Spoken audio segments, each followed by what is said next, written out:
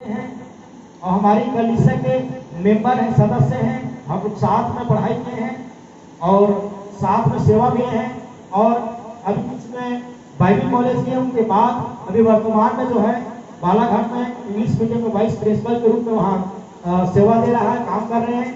और उसी साथ साथ सेवाएं में भी बड़ा ही समर्पण है। हमने उसको बोला कि आप आइए करके, तो तुरंत ऐसा नहीं होता है कि मतलब कई बार ऐसा होता है कि कई लोग पास्टर पीछू जाने की मैं आमंत्रित करता हूँ कि आने वाले भागों में रखा है।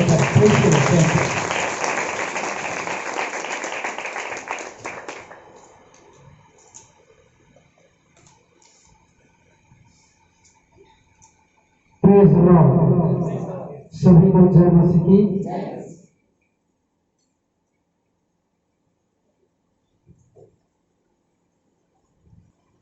सबसे पहले तो मैं हमारे जीवित परमेश्वर पिता, पुत्र और पवित्र आत्मा का धन्यवाद करना चाहूंगा, जिसने हमें ये सुंदर अवसर दिया कि हम सभी आज के इस शुभ दिन में एक जगह एकत्र हो और परमेश्वर की आराधना करें और उसके द्वारा हम सब आज के दिन में आशीषित हो।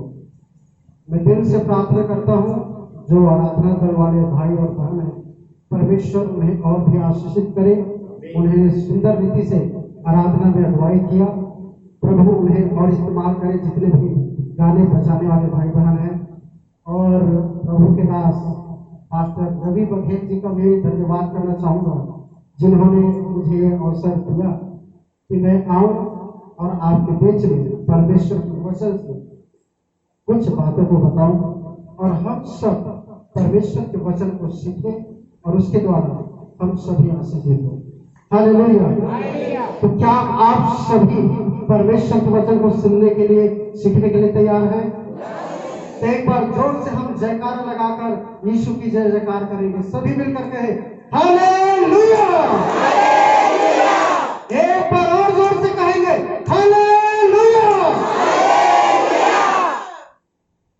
आइए एक वचन हम पढ़ेंगे जल्द से जल्द, कम समय लूंगा मैं, तो जल्दी से हम सभी परमेश्वर के पवित्र शास्त्र बाइबल में से वचन पढ़ेंगे।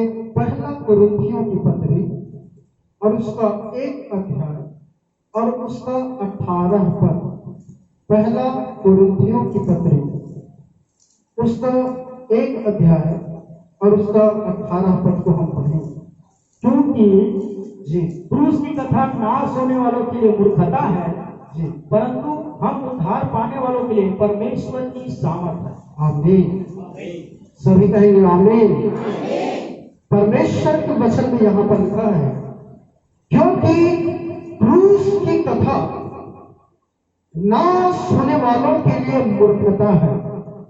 इसके लिए मूर्खता है, सभी मेरे पीछे बोलेंगे। क्रूस की जो कथा है नाश होने वाले लोगों के लिए क्या है? मूर्खता है।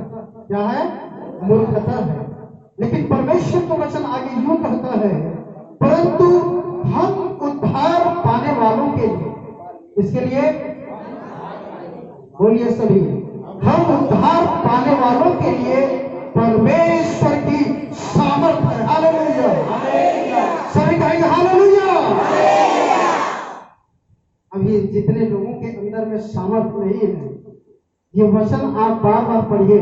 परमेश्वर का वचन कहता है कि क्रूस की जो कथा है वो जितने लोग नाश होने वाले हैं, जितने लोग मूर्ख हैं उनके लिए नाशवान है, लेकिन जितने लोग उद्धार को प्राप्त किए हैं, इसको प्राप्त किए हैं, उनके लिए वो क्या है? लेकिन आप लोगों के अंदर में कमजोरी नजर आ रही है। हालेलुया।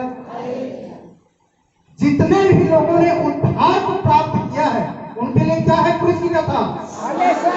जोर से कहेंगे। यदि आप उद्धार नहीं पाए हैं तो आप नाश होने वाले व्यक्ति हैं। यदि आप उद्धार को अभी भी प्राप्त नहीं किए हैं तो आप कैसे व्यक्ति हैं? नाश होने वाले व्यक्ति हैं। लेकिन यदि आपने यीशु को ग्रहण किया है, यदि आपने प्रभु यीशु को अपने जीवन में ग्रहण किया है तो वो क्रूस की कथा जो है याद दिलाती है उस परमेश्वर की सामर्थ को, जिसे परमेश्वर ने आज से 2022 वर्ष पूर्व आपको और मुझको दिया। Hallelujah, hallelujah. आज का जो दिन है, जैसे कि पास्टर जी बता रहे थे कि आज ही के दिन प्रभु यीशु मसीह क्रूस पर चढ़ाए गए थे, अर्थात यीशु मसीह आज ही के दिन बलिदान हुए थे। यदि संसारिक लोगों के दृष्टि से यदि इस बात को हम देखें तो हम सभी के लिए ये एक शोक का दिन हो सकता है। किसका दिन हो सकता है? शोक का, एक दुख का दिन हो सकता है। लेकिन जैसे कि आप सभी जानते हैं, आज के दिन को न केवल छड़िया में, न केवल बड़ौदा बाजार में, न केवल छत्तीसगढ़ और न ही केवल भारत में, वरन संपूर्ण विश्व में शुभ शुक्रवार अर्थात गुड फ्राइडे के रूप में मनाया जाता है। गुड फ्राइडे के रूप में यदि हम देखें तो क्यों मनाया जाता है? ये एक सोचने वाली बात है, क्योंकि आज के दिन यीशु का तो मृत्यु हुआ है, तो वास्तविक में हमें शोक मनाना चाहिए, वास्तविक में हमें दुखित होना चाहिए। लेकिन इसे शुभ शुक्रवार क्यों कहते हैं? इसे गुड फ्राइडे क्यों कहा जाता है?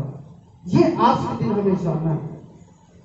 तो इसको जानने के लिए मैं आप सभी से निवेदन करना चाहूंगा कि आप प्रार्थना पूर्वक थोड़ी देर बैठे रहे और अपने ध्यान को आज की इस आधुनिक दुनिया को छोड़ करके आज आप 2022 वर्ष पूर्व उस घटना की ओर अपने दिमाग को लेकर के जाइए, अपने मन को लेकर के जाइए, जिस दिन यीशु मसीह पकड़वाया गया और वो बलिदान हुआ। उस क्रूस की कथा, उस क्रूस के दिन जब यीशु मसीह बलिदान हुआ, उस दिन की ओर अपने मन को आप लेकर के जाइए, क्योंकि मैं जानता हूं आज के दिन परमेश्वर के वचन को जब आप सुन रहे होंगे तो शैतान कभी भी नहीं चाहेगा कि आप उस क्रूस की कथा की सच्चाई को जाने, और इसीलिए शैतान आपके मन को, आपके दिमाग को भटकाने का प्रयास कर रहा है।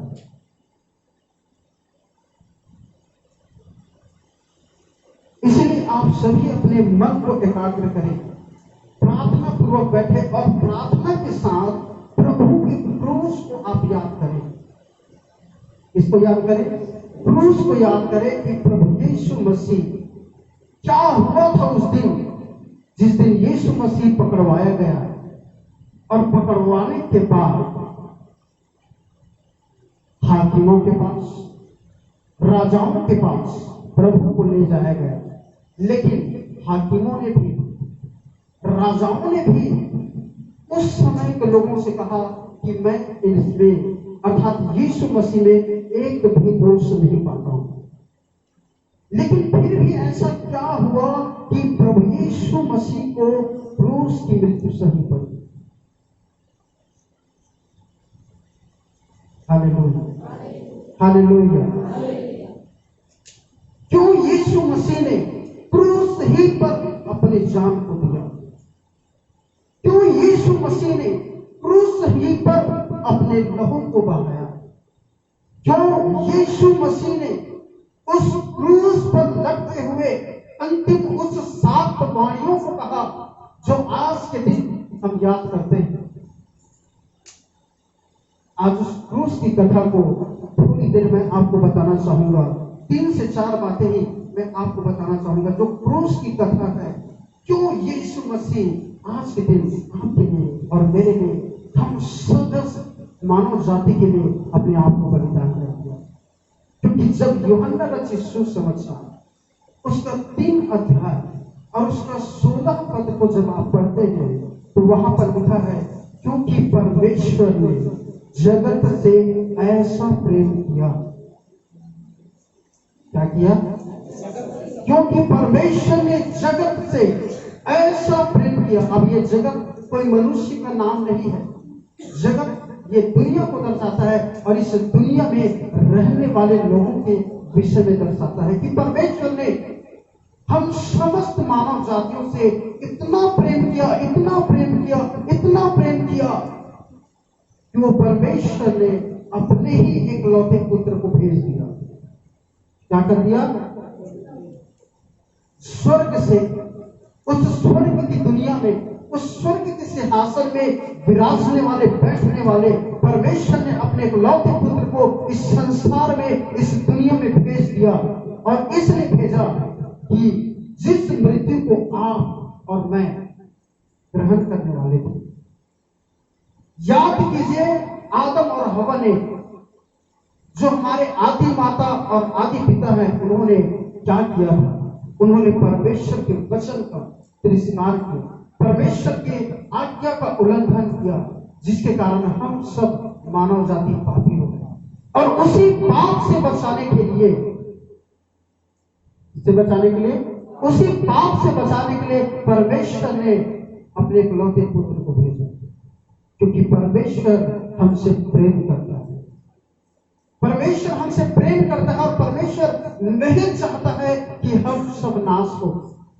परमेश्वर नहीं चाहता है कि आपके परिवार के लोग या आप में से यहाँ पर जितने भी लोग हैं, वो कोई भी व्यक्ति नाश हो, ऐसा परमेश्वर नहीं चाहता। और इसीलिए परमेश्वर ने अपने इकलौते पुत्र को भेजा। क्रूस पर जिस मृत्यु को आपको और मुझको सहना था, उसी मृत्यु को सहने के लिए परमेश्वर ने आपसे प्रेम किया, मुझसे प्रेम किया, और उसी प्रेम के कारण अपने इकलौते पुत्र को भेजा। हालेलुया। और क्रूस की कथा सबसे पहली बार परमेश्वर के प्रेम को दर्शाता है। इसको दर्शाता है, सभी का है, आपके लिए परमेश्वर के प्रेम को दर्शाता है, मेरे लिए परमेश्वर के प्रेम को दर्शाता है। यदि प्रभु यीशु मसीह को परमेश्वर नहीं भेजता इस संसार में, तो यीशु मसीह के बदले उस क्रूस पर आपकी और मेरी मृत्यु होने वाली थी। उस मृत्यु को आप और मैं, हम सहने वाले थे, लेकिन परमेश्वर ने हमसे प्रेम किया, और उसी प्रेम के लिए परमेश्वर ने अपने पुत्र को भेजा। Hallelujah, hallelujah. परमेश्वर ने प्रेम किया और अपने इकलौते पुत्र को भेजा। और यीशु मसीह जब आया तो उसने क्रूस की मृत्यु को परमेश्वर की आज्ञा के कारण स्वीकार किया। इसके कारण स्वीकार किया, परमेश्वर की आज्ञा के कारण स्वीकार किया।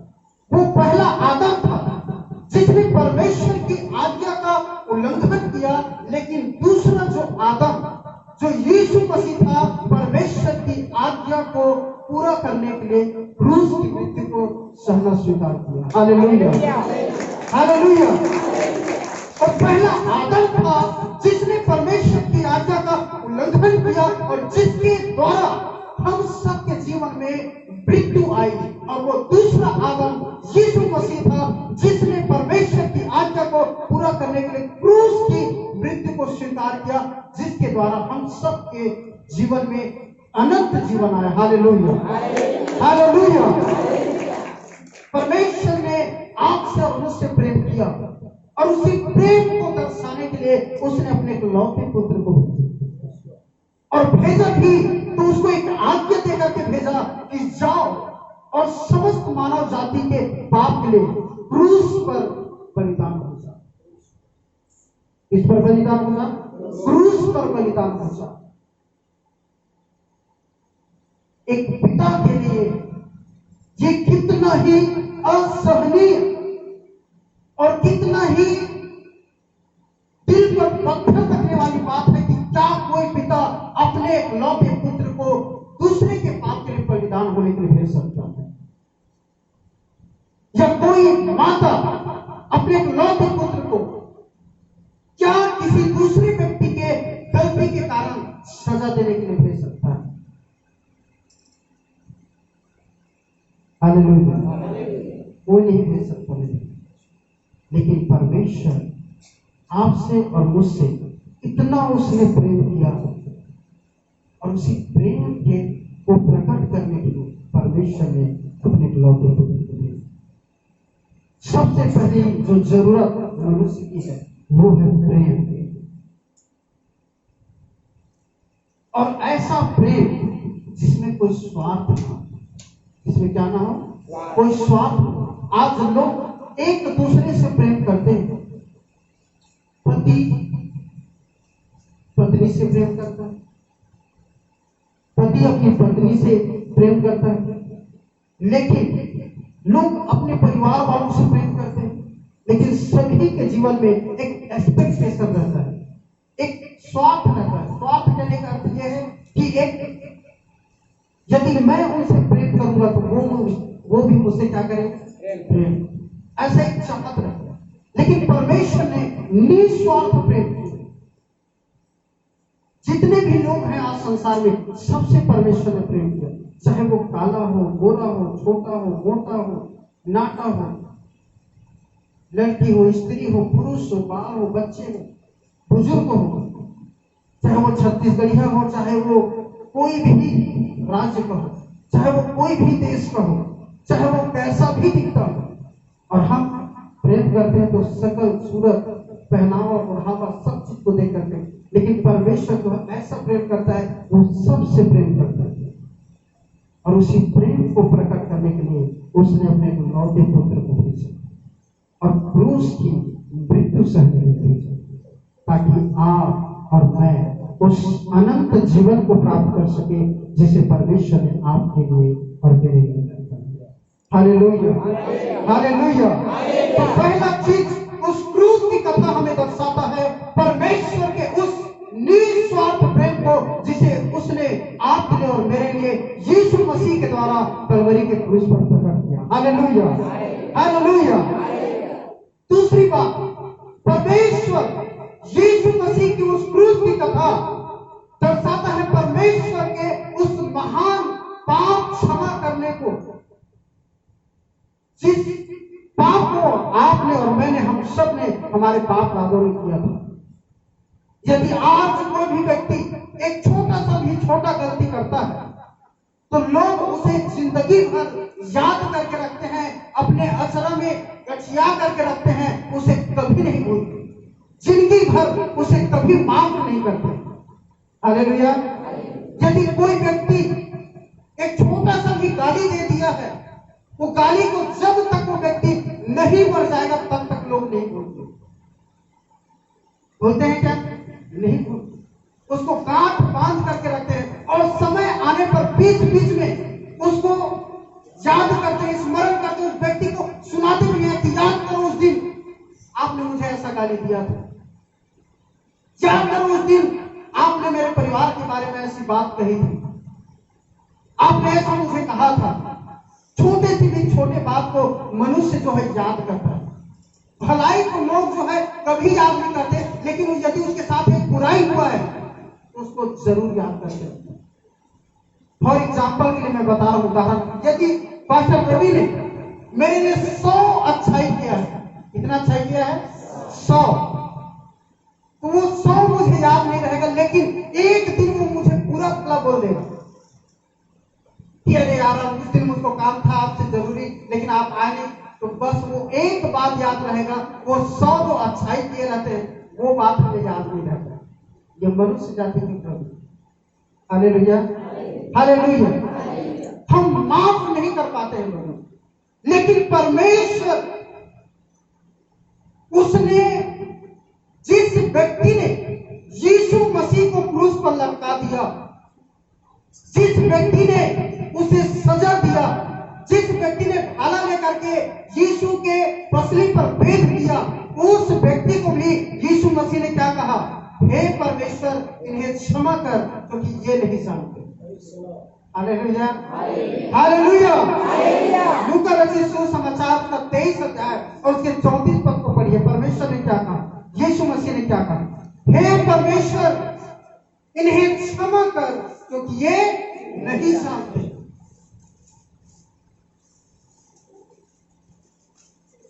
पढ़िए कोई 34। तब यीशु ने कहा, हे पिता, इन्हें क्षमा क्योंकि ये जानते नहीं कि क्या कर रहे हैं। हालेलुया। प्रभु यीशु मसीह की उस क्रूस की कथा के दिन यीशु मसीह क्रूस को लेकर के जा रहा था, और जब वो चल रहा था तो वो क्रूस इतना वजनदार था, लकड़ी का क्रूस, बहुत बड़ा क्रूस, जैसे ये आप देख पा रहे हैं, इससे भी कई गुना बड़ा, बहुत मोटा और बहुत वजनदार। उस क्रूस को प्रभु यीशु मसीह को पकड़ा दिए थे और कांधे पर लेकर यीशु मसीह जा रहा। जब वो चल रहा था तो चलते चलते गिर जाता था, तो उसके अगल बगल में सिपाही लोग होते थे जो उन्हें कोड़े से मारा करते थे। इसे मारा करते थे कोड़े से। यीशु उतना दर्द में कराहते कराहते वो क्रूस को लेकर के जा रहा था। उससे पहले जब आप पढ़ेंगे यीशु मसीह के क्रूस की कथा के दिन के बारे में, तो उससे पहले पिलातुस ने उसे 39 कोड़े लगाने की आज्ञा दी थी, और वो भी ऐसे कोड़े जिस कोड़े को मारने से एक बार में ही मांस खींच आता था। उतना कोड़ों का, 39 कोड़ों का मार, बेतों की मार, और सर पर कांटों का ताज, कांटे चुभे हुए थे पूरा सर पर।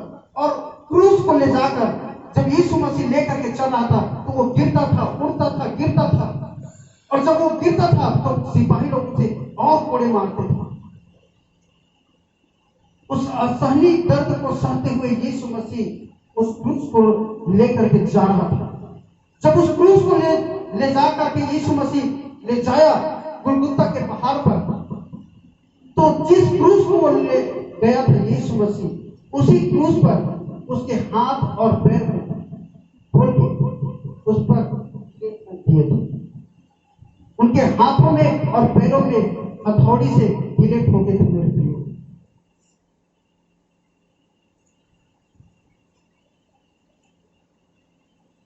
यदि कोई व्यक्ति एक छोटा सा पिन है उसको आपके शरीर में चुभो दे, मैं आपसे पूछना चाहूंगा, क्या आप उस व्यक्ति को आप जीवन भर माफ कर पाओगे?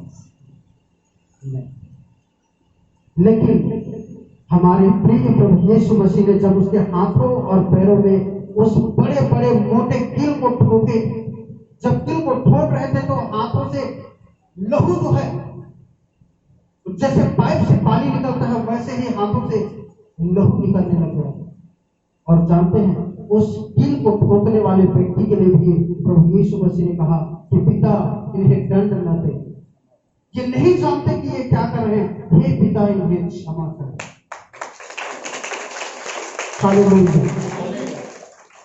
क्रूस की कथा याद दिलाता है परमेश्वर के महान उस क्षमा को जिसे परमेश्वर ने आपको और मुझको दिए। हमारे ही बाप दादे थे जिन्होंने चिल्ला चिल्ला कर पिलातुस राजा से कहा था कि यीशु मसीह को क्रूस पर चढ़ाओ। तो पिलातुस ने प्रश्न पूछा था कि यदि मैं इसको क्रूस पर चढ़ाता हूं तो भाई मैं अपना हाथ धो लेता हूं, मैं इस पाप में नहीं फंसना चाहता। तो लोगों ने क्या कहा था पता है? इसका पाप मुझ पर और मेरे आने वाले पीढ़ी के लोगों पर पड़ना चाहिए। हालेलुया। हमारे ही बाप दादों ने ऐसा डिमांड रखा था उस समय, और वही पाप हमारे बाप दादों ने जो किया था वो हम सब मनुष्य जाति पर। लेकिन यीशु ने कहा हे पिता इन्हें क्षमा कर क्योंकि ये नहीं जानते। हालेलुया। हे पिता इन्हें क्षमा कर क्योंकि अभी नहीं जान रहे कि ये क्या कर रहे हैं। फसली बेचने वाले व्यक्ति को यीशु ने क्षमा किया,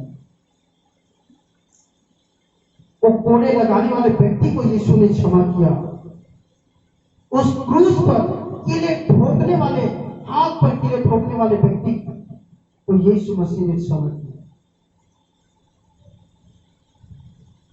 बहुत पहले एक कहानी में बताया था, आप लोगों को याद होगा कि एक व्यक्ति था जो माली का काम करता था और गार्डन में, बगीचा में वो पानी दे रहा था। क्या दे रहा था? पानी दे रहा था। उधर दूर से एक चोर व्यक्ति दौड़ते दौड़ते दौड़ते दौड़ते आया और दौड़ते दौड़ते आकर के उस माली से निवेदन करने लगा कि हे माली, कुछ लोग मेरे पीछे पड़े हुए हैं, मुझे इस बगीचे में कहीं छुपने के लिए आप जगह दे दो।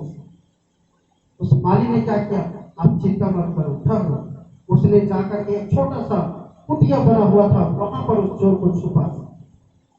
बहुत सारे लोग दौड़ते दौड़ते हुए उस चोर का पीछा करते करते उस बागान की तरफ, बगीचा की तरफ आए और उस बगीचे में आकर के उस माली से कहा कि यहाँ पर एक चोर जा रहा था भागते भागते, क्या आपने उसे देखे? तो उस व्यक्ति ने कहा कि नहीं, मैंने नहीं देखा। उस माली ने क्या कहा, नहीं, मैंने नहीं देखा। पीछे 2-4 लोग एक छोटा सा लड़का को लेकर के हाथ में लेकर के आ रहे थे। उसने देखा तो वो जो माली था गिड़गिड़ा गिड़गिड़ा के रो रो के घुटने टेक टेक करके वहां पर रोने लगा। क्या करने लगा? रोने लगा। और सब लोगों को फिर कहा कि आप लोग सब चले जाओ। बाद में वो चोर जो व्यक्ति था वो कुटिया से बाहर निकल करके आया और बाहर निकल करके आकर के उस माली को रोते हुए देख करके पूछा कि हे माली, क्या हुआ, आप इतना क्यों रो रहे हो? तो पता चला वो जो माली का बेटा था, ये जो चोर जिसे उस माली ने छुपाया था, उसी ने उसका खून कर दिया था, चोरी कर दिया। Hallelujah, hallelujah. फिर उस चोर ने पूछा, हे माली, ये जो आपका बेटा है, गलती से मैंने पैसे के लालच में आपके बेटे का चोरी करते समय मैंने इसका खून कर दिया। आप चाहते तो आप मेरा नाम बता सकते थे उन लोगों को और वो लोग आकर के मुझे भी यहाँ पर बता सकते। तो उस माली ने एक बात को कहा, मैं जानता हूँ ये मेरा बेटा है और मेरा एक लौता बेटा है, ये मर गया है, अब ये वापस नहीं आ सकता, लेकिन मेरे प्रिय भाई, मैंने अपना एक बेटा खोया है और आप मेरे भाई के समान हैं, मैं आपको नहीं खोना चाहता। हालेलुया। इसीलिए मैंने आपको क्षमा कर दिया। ऐसे ही क्षमा परमेश्वर ने आपको और मुझको किया है। जिस व्यक्ति ने यीशु मसीह का कत्ल किया, जिस व्यक्ति ने यीशु मसीह का खून किया, जिस व्यक्ति ने यीशु मसीह के हाथ और पैरों में कील को ठोके, जिस व्यक्ति ने यीशु मसीह के पसली को बेधा, जिस व्यक्ति ने यीशु मसीह पर कोड़े लगाए, परमेश्वर ने कहा कि मैं तुम्हें क्षमा कर दिया। हालेलुया। यीशु मसीह ने कहा कि हे पिता, इन्हें क्षमा कर। वो क्रूस की कथा उस महान क्षमा को दर्शाता है, जिस क्षमा को परमेश्वर ने आपके और मेरे पाप के लिए परमेश्वर ने हमें क्षमा किया। Hallelujah, hallelujah. क्रूस की कथा मेरे प्रियो, जितने भी लोग जो मूर्ख हैं, जो नाश होने वाले हैं, उनके लिए मूर्खता है, लेकिन हम उद्धार पाने वालों के लिए वही परमेश्वर की सामर्थ्य है। हालेलुया। तीसरी बात, यीशु मसीह जब क्रूस की मृत्यु को मरा, यीशु मसीह जब क्रूस की मृत्यु को सहा, तो ये परमेश्वर के लिए थोड़ी देर के लिए एक दुख की बात थी, लोगों के लिए थोड़ी देर के लिए एक दुख की बात थी, लेकिन यीशु मसीह यदि क्रूस पर नहीं मरता तो आज आप सोच करके देखिए हमारे साथ क्या होता। पास्टर जी ने कहा कि यीशु मसीह क्रूस पर लड़के, इसलिए आज हम आप चर्च में जाके अटके हैं। सही बात है। यदि यीशु मसीह क्रूस पर नहीं मरा होता तो क्या आज आप और मैं यहां पर होते? यीशु मसीह का मृत्यु हम जितने भी उद्धार पाने वाले हैं उन सब के लिए जीवन है। हालेलुया। तीसरी बात, पहली बात, यीशु मसीह की जो मृत्यु है, क्रूस की कथा है, वो परमेश्वर का प्रेम है। किसका प्रेम है? परमेश्वर का प्रेम, और वो भी ऐसा प्रेम जो निस्वार्थ है। दूसरी बात, यीशु मसीह की क्रूस की कथा परमेश्वर के उस महान क्षमा को दिखाता है जिस पाप के लिए आज समस्त मानव जाति जिम्मेदार है। और तीसरी बात, यीशु मसीह का वो क्रूस का कथा, यीशु मसीह की उस क्रूस की मृत्यु, यीशु मसीह का मृत्यु आज हम सब के लिए अनंत जीवन है। Hallelujah, hallelujah, hallelujah. यदि यीशु मसीह क्रूस की मृत्यु को नहीं मरता तो आज हम सब नरक की मृत्यु में हैं। यीशु मसीह क्रूस की मृत्यु को मरा, तभी आज जाकर के हम सब के जीवन में अनंत जीवन आया, उद्धार का जीवन आया, ऐसा जीवन आया है जो कभी खत्म नहीं होगा। और इसीलिए मेरे प्रियो, यीशु मसीह के मृत्यु को हम दुख के रूप में नहीं मनाते बल्कि खुशियों के रूप में मनाते हैं, क्योंकि यीशु मसीह के मृत्यु से हम सबके जीवन में अनंत जीवन आया। हालेलुया। जोरदार ताली बजा करके परमेश्वर की उस भावनाओं का हम धन्यवाद करें, उसका महिमा करें, उसका आदर करें, उसकी बड़ाई करें, उसकी प्रशंसा करें, क्योंकि यीशु के मृत्यु से हम सबके जीवन में अनंत जीवन आया। कुछ लोग आज के दिन में प्रभु यीशु मसीह के क्रूस की उस कथा को, प्रभु यीशु मसीह के उस क्रूस की मृत्यु को समझ नहीं पा रहे हैं। जिस अनंत प्रेम के लिए, जिस अनंत क्षमा के लिए, जिस अनंत जीवन के लिए हम तड़प रहे थे, उसी अनंत प्रेम को, उसी अनंत क्षमा को, उसी अनंत जीवन को देने के लिए आज से 2022 वर्ष पूर्व यीशु मसीह आपके लिए, मेरे लिए और हम सब के लिए उस क्रूस की असहनीय दर्द को सहा। उसके कोड़े खाने से आज हम चंगे होते हैं। उसके सर पर कांटों के ताज पहनने के द्वारा आज हमारे जीवन में आशीष आई। उसके लहू बहाने से आज हमारे जीवन में क्षमा आई है। उसके मृत्यु से आज हमारे जीवन में अनंत जीवन आई है। मेरे प्रियो, आज लोग परमेश्वर को उस प्रेम को, परमेश्वर को उस क्षमा को, परमेश्वर को उस त्याग को, परमेश्वर को उस बलिदान को लोग समझ नहीं रहे, लोग गंभीर नहीं हो रहे हैं। आज के दिन आप देखिए कितने ऐसे लोग हैं जो परमेश्वर के उस महान त्याग, प्रेम, क्षमा को मजाक समझ करके कुछ लोग आज चर्च भी नहीं है। यदि सोचो, लोग तरह तरह का बहाना बना रहे हैं कि ये काम है, ऐसा है, वैसा है। यदि परमेश्वर बहाना बनाता कि नहीं, अभी मैं यीशु मसीह को मरने के लिए नहीं भेजूंगा, यदि यीशु मसीह बहाना बनाता, नहीं पिता मैं नहीं जाऊंगा, उन लोगों ने पाप किया, उनको ही मरने दो, ऐसा यदि प्रभु यीशु मसीह बहाना बना दिया होता तो आज आपका मेरा क्या हो। आज के दिन एक विशेष दिन है, क्योंकि आज का दिन क्रूस की कथा को दिखाता है, जो एक महान बलिदान, एक महान प्रेम और एक महान क्षमा को दिखाता है। आज ही के दिन समस्त मानव जाति के लोगों के जीवन का उद्धार हुआ। आज ही के दिन यीशु मसीह जब क्रूस पर चढ़ाया गया तो उसने हम सबके पाप को क्षमा किया। आज ही के दिन यीशु मसीह मरकर आपको और मुझको अनंत जीवन दिया। उस त्याग को, उस प्रेम को, उस बलिदान को हम कैसे भूल सकते हैं मेरे प्रियो। लोग आज इस विषय पर गंभीर नहीं, लोगों को एक मजाक का विषय लगता है, लोगों को एक छोटी सी बात जान पड़ती है। लेकिन मैं बता दूं, ये बहुत बड़ी बात है। यदि यही घटना आपके साथ बीतता, आप उसी दर्द को सहते, आप उसी क्रूस पर चढ़ाए जाते, आपके हाथ और पैर में वही मोटे मोटे कील छेदे जाते, तब आप उस गंभीरता को समझ आता। लेकिन चूंकि आप उस मृत्यु को मरने वाले थे, लेकिन आपके बदले परमेश्वर ने अपने पुत्र को भेजा, इसलिए आज बहुत सारे लोग उस विषय पर गंभीर नहीं है। ये सबके साथ होता है। जब अपने शरीर में दुख आता है तब लोगों को पता चलता है कि दुख क्या होता है। जब तक दूसरा व्यक्ति दुख में है तो सामने वाला व्यक्ति जो है हंसी करते रहता है, मजाक करते रहता है, कहता है ये तो ऐसा ही करता है। यीशु मसीह हमारे लिए मरा, हमारे दर्द को सहा, लोगों को समझ में नहीं आ रहा। और यदि वही दुख, वही मृत्यु आज हम मरे रहते, हमारे हाथ और पीठ में वो, हाथ और पैर में वो ठोके गए होते, तब हमको समझ में। यदि आपको प्रैक्टिकल समझना है, एक छोटा सा पिलो और पोचक के देखो अपने हाथ को, कैसा लगता है। हालेलुया। यीशु ने दर्द को सहा, उस गंभीरता को, उस बलिदान को आप मजाक में न।